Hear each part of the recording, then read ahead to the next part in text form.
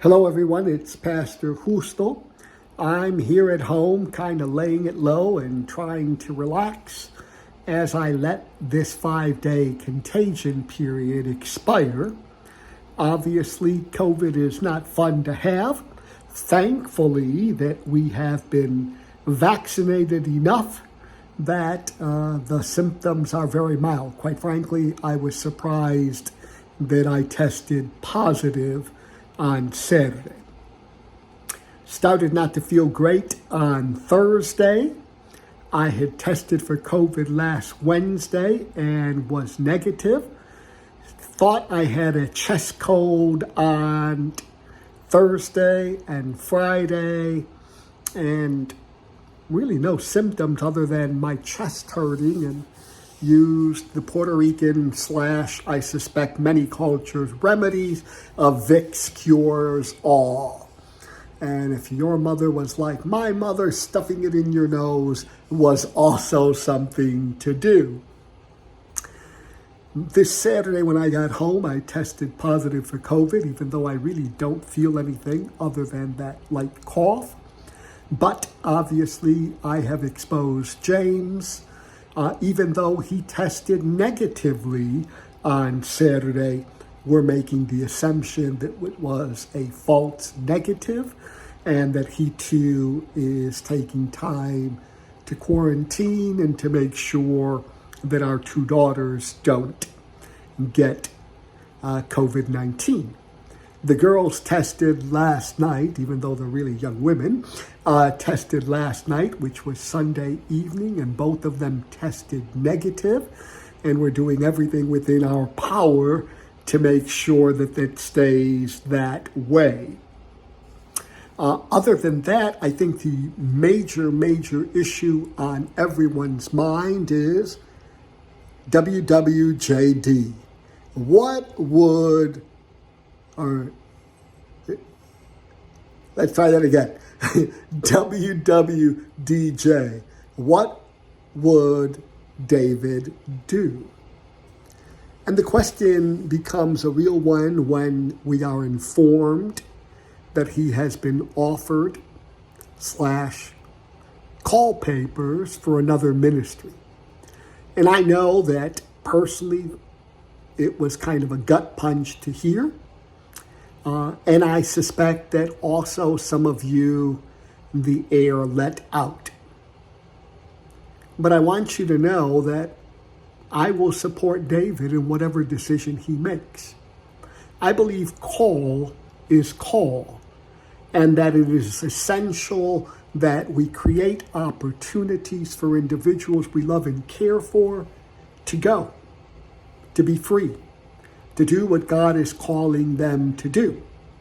So during this time of David's discernment, I know that some of you have probably called him or seen him, and you might even have written him or texted him to try to communicate your feelings. I appreciate that, but I'm going to challenge all of us to take a step back, to allow God to be God, and God to do what God's going to do. One of the most painful experiences of my life was letting go. And in letting go, I fought it like crazy. Yet when I did, it came back within its time. It needed me to step back, to let go, to trust God. And at this time, we need to trust God, to let go of David, let him go in terms of doing his own discernment without undue influence. He needs, Janet needs, his family needs to be with God, to sit with God, to listen to the whispers of God's Spirit. So let me be clear. It will be a loss if David discerns that he is called to another ministry. But if we are afraid to give up the beauty that God has given us, then how can we welcome future beauties that walk in our doors if we're scared that they're going to ultimately leave.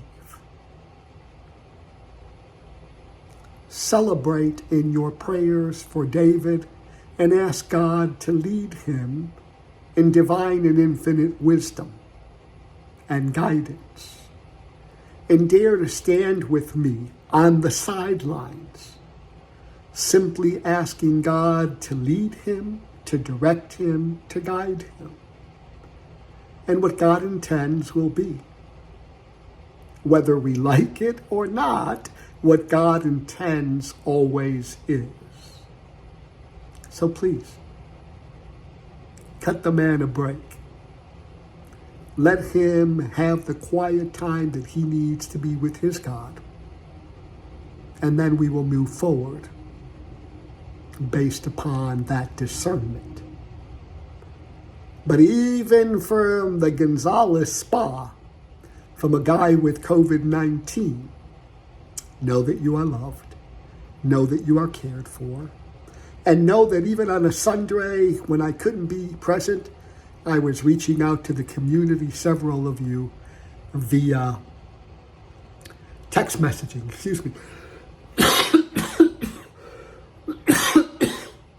That is my present reality.